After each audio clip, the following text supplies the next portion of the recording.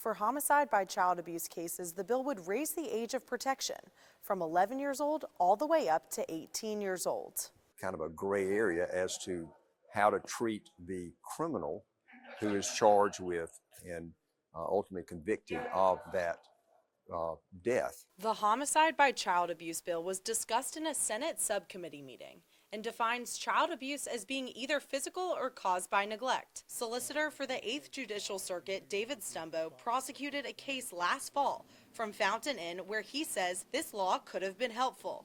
Stumbo says a 12-year-old child with special needs named Ashanta Glenn suffered severe medical neglect and injuries over a long period of time. They didn't feed her properly. There were some injuries, but they were milder injuries that we couldn't prove a malice case.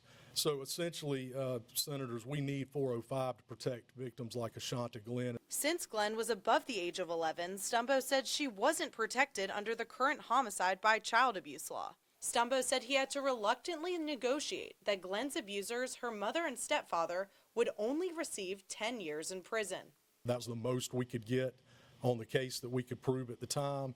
If this bill were passed and we had that in play at that point, we could have easily argued to a jury the acts or omissions element of homicide by child abuse. Senator Luke Rankin says this bill has been unanimously passed before in the Senate, and he expects the same this time around. It is a difficult conversation for them to have with the victim's family to explain why they can't go for this charge directly by homicide and have to work around a guilty plea or other charges. Stumbo says there are many other cases like Ashanta's and calls the passing of this bill a no-brainer. In Columbia, I'm Caroline Yaffa.